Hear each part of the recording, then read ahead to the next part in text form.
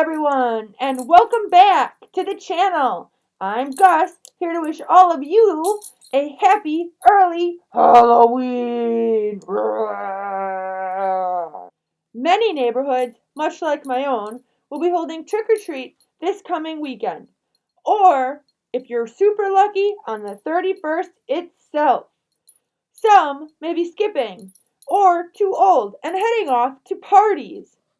Or maybe you're one of the lucky ones hosting a party. If you are, can you invite me? Just send that invitation my way. Wasn't invited to any. So on that note, I want to make a quick video or a quick-ish video sharing some of my tips and tricks for being safe this year. Whether you'll be among those trick-or-treating or heading out or attending a party. Again, totally, send that invitation my way. Think about what you would usually wear on a misty, drizzly, or even a day that it could possibly rain. Or maybe it is raining. If you live in a state like mine, there isn't any guarantee that the weather is going to cooperate for trick-or-treat or even Halloween itself. Due to this, I used to make or buy my costumes a whole size larger, enabling me to wear warmer clothing or rain gear underneath my costume. As a suitor, mist, drizzle, and rain, even snow, yes, you heard me correctly, it does on occasion snow or sleet here in my state. And all of those are a gigantic no-no when it comes to suiting. Honestly, just the thought of it, I'd be miffed at having to repair damage that could have easily been avoided.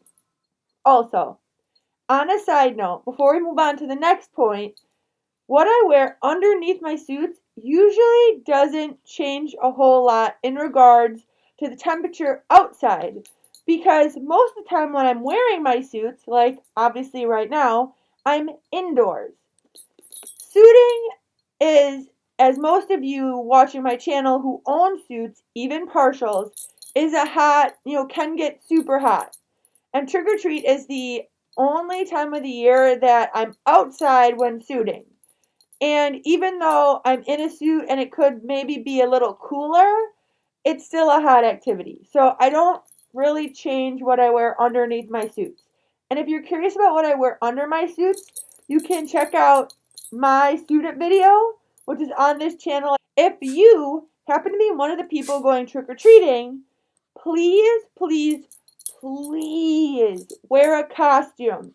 Nothing, and I mean nothing, frustrates me, my family members, and the people in my neighborhood more than those who show up in their regular street clothes with a small cut on their face with a little bit of fake blood or some vampire teeth popped in, and a bucket. I'm not talking about buying a full suit, or even a partial. You honestly don't need a fursuit to have fun on Halloween. Believe me, this is my absolute favorite time of the year. And I've only owned and been making suits for a little less than 3 years now. No one says you need a $3,000 fur carpet to go out and have fun. Be creative, and be creative on a budget at that. That's what I used to do. I've also been working on a video where I breathe life into something old. More on that in a later video. I don't want to spoil it for you guys. Never, ever go trick-or-treating in a neighborhood you are unfamiliar with if you are alone, or to a party. If you are uncomfortable, please, just skip it. It's not worth getting lost or hurt or, anything else that could happen. Please, stay safe from this Kaiju canine. You all mean a lot, and your safety is the utmost importance, even on this holiday. I know this next tip is going to sound a little strange, but let me preface. When my sisters, cousins, and I were really little and we were on our family camping trip, at night we had to wake one of our other tent mates up to go to the bathroom. Weird, right? But 2 people going to the bathroom in the dark is a lot safer than 1 person. So, when you're going trick-or-treating Or if you're going out to a party, go with friends. You don't even have to go with just one. Go with multiple friends. Use the buddy system. Really, it honestly works and you'll feel a ton safer when you do it. Believe me, I still use the buddy system this day. And no, I don't actually use it to go to the bathroom anymore because I'm an adult, or at least that's what they tell me. This one's going to be a little weird, and I just decided to include it because it was always talked about when I was little, but I don't think it happens a lot, at least around my area. Maybe where you're from it has happened. If it has, let me know.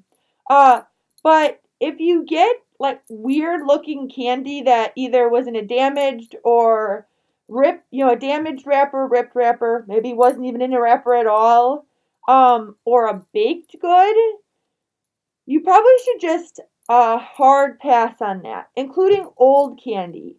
Just for the safety, throw it away. Just don't bother. Don't bother with it. I know that trick or treat is weird in the sense that you're talking to strangers, and a lot of them at that, as well as getting candy from them. However, this point is not necessarily talking about trick or treating. It's about the strangers that you will inevitably meet.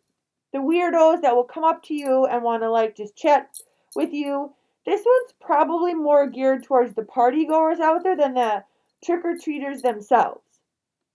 So if you're ever in a situation or somebody that you don't know and is, somebody you don't know is talking to you and freaking you out, just, get out of that situation, even if you have to be rude about it.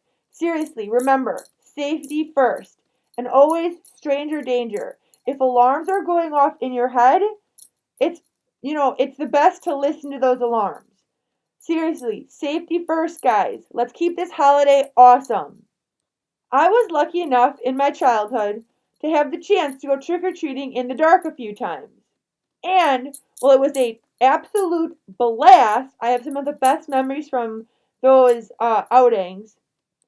Please stick close with your group, whether they be adults, your other friends, maybe a mix of adults and cousins or friends, whoever you're going trick or treating with. Because even if you know the area that you're in, the dark tends to, play with our minds. And of course, remember, everybody's in costumes, so you can get disoriented a lot easier and faster. This honestly did happen to me once, and it was terrifying. And it was not terrifying in a good way at all. But until then, remember, you are all absolutely amazing individuals.